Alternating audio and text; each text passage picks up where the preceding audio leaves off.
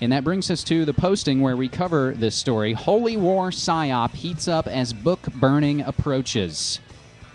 This has been going on for weeks, but of course, in the last days, it has reached fever pitch. Again, this becomes the greatest show on earth. It becomes, like so many news stories that maybe do contain nuggets of important aspects for everybody, the debate becomes about how we talk about how we're talking about things. We don't really get to the heart of any kind of issues.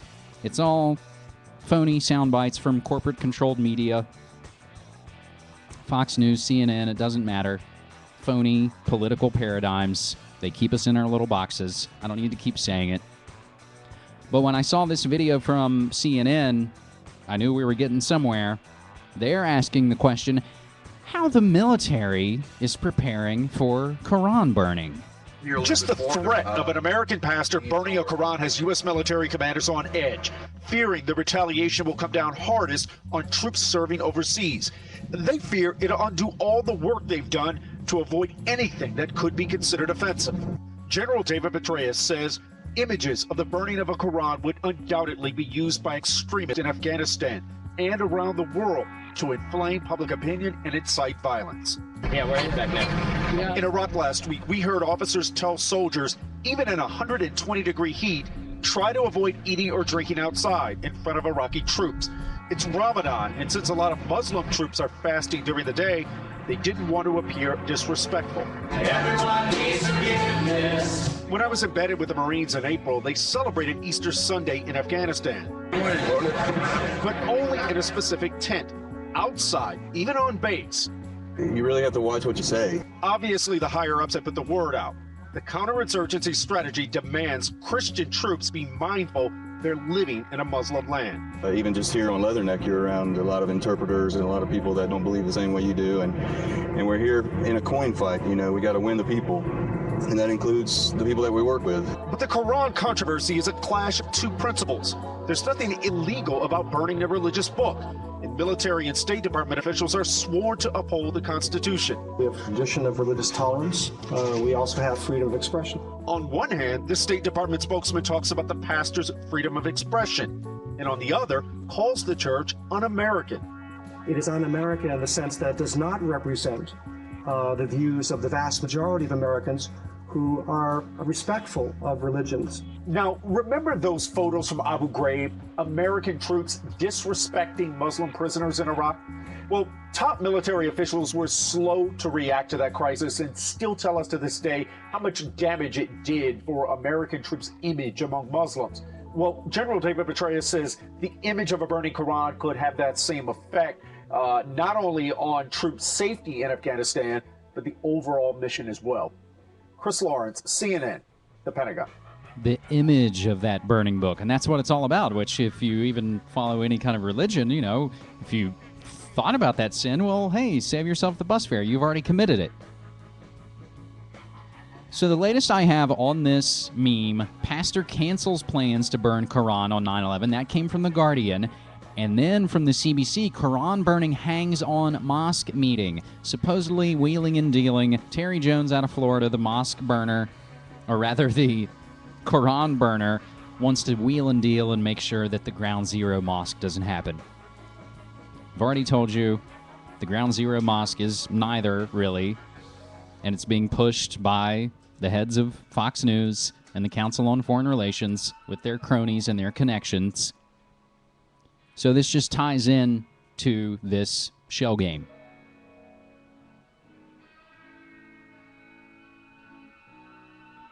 The other bit is that apparently Donald Trump has offered to buy the site of this controversial Ground Zero mosque as it just gets more and more ridiculous and tabloidy.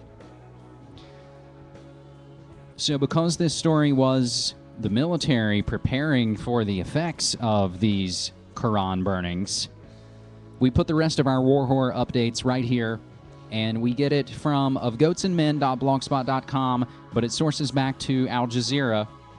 Heart of Darkness. U.S. troops on drugs, murdering farmers, taking body parts from corpses, all in the spread of democracy. 5 soldiers have been charged with murder and with collecting human body parts as trophies. This is Joseph Conrad's Heart of Darkness. You may know it as Apocalypse Now. These memes are rising. Another death claim against mercenaries. That's from Courthouse News. But right back here in my backyard, man shot by Vancouver, Washington police was an Oregon Guard soldier just back from Iraq who did not want to go to Afghanistan. In an effort to help simplify all of this from the Associated Press, despite formal combat end, U.S. joins Baghdad battle. Days after the U.S. officially ended combat operations and touted Iraq's ability to defend itself, American troops found themselves battling heavily armed militants assaulting an Iraqi military headquarters in the center of Baghdad last Sunday. The fighting killed 12 and wounded dozens. Right along with that, U.S. eyes more troops for Afghanistan. They fake one way and turn hard the other way. Raw story is revealing that after a particular Baghdad massacre, Blackwater split into 30 shell companies. That basically, after the heat was on for a murder operation, they split into shell and front companies to deflect. That should give you an idea of how these operations work on the battlefield and on Main Street, or at least on Wall Street. Our last War Whores note, which we covered a couple of weeks ago, but here's the unfortunate conclusion as it seems. Pentagon declines to investigate hundreds of purchases of child porn. That was the story we went over with tons of government agencies of people buying and viewing child porn on government computers. As if child porn isn't illegal enough, they're doing it on our taxpayer dollars. As I suppose these stories all connect, and as I've told you, as I post throughout the week, I put it together in a way that hopefully flows and makes sense on these audio-video transmissions.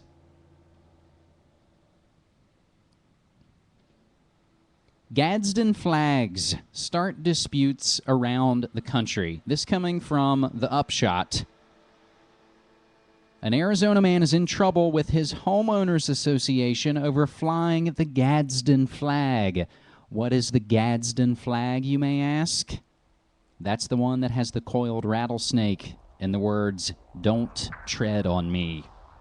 The flag has been adopted by members of the Tea Party movement for its association with the American Revolution, but Andy McDonald tells the New York Times that he's hung the flag from his roof simply for its historical significance. Arizona has a state statute that allows Arizonans to fly the Stars and Stripes, the state flag, flags representing Indian nations, as well as the official flags of the Army, Navy, Air Force, Marines, and Coast Guard. McDonald's Homeowners Association is strictly interpreting that law to ban the flying of any other flags, including the Gadsden flag. The ACLU is defending McDonald, saying the homeowners group is taking too strict a view of the statute and restricting McDonald's right to free speech. McDonald is chronicling his struggle on a blog where he's asking for donations for a potential legal battle, andymcdonald.blogspot.com. And of course, he is not the only person to run into a dispute over the historic flag, and this article gets into all of these instances where, again, fundamental personal liberties are under attack. As if flying a flag is the most egregious offense. This is where we're getting to the nanny state. We're all going to rat each other out. People unfortunately think, hey, if I play along with the gangsters and banksters, that'll assure me a spot, and I'll be okay. But as we know, they burn and bump off and rub out and knock off all their cronies all the time. You think you're one of them?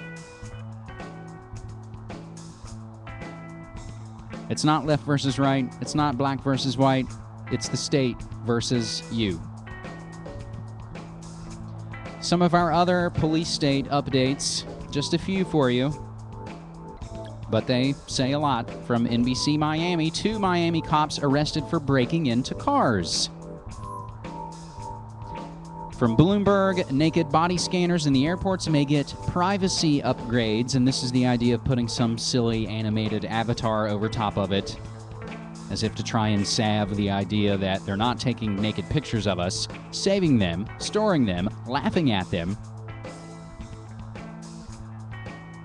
And we're not talking about the DNA destruction that these backscatter naked body scanners do.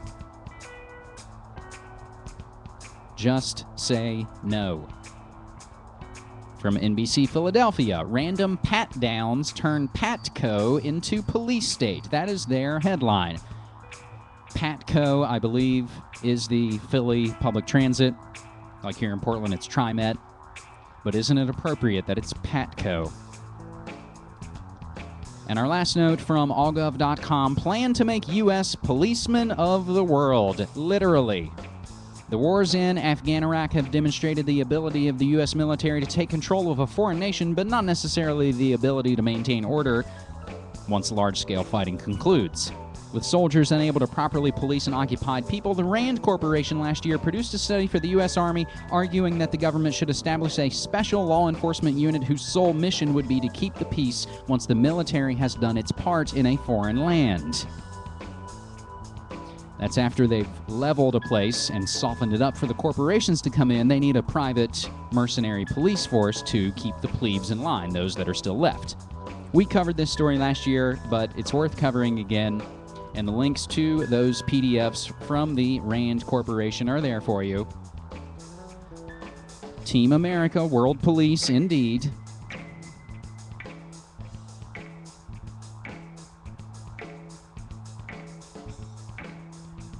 And only now, and it's going to have to be a quick one.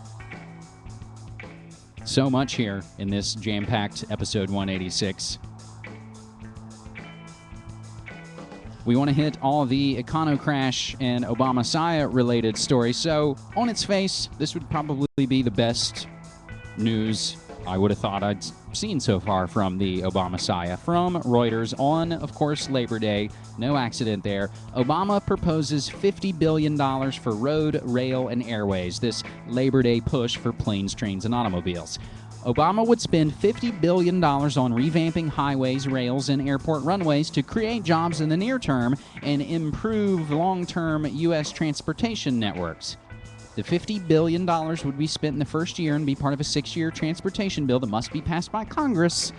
An administration official said an infrastructure bank would be created under the plan to leverage federal funds with state, local, and private funding for important projects.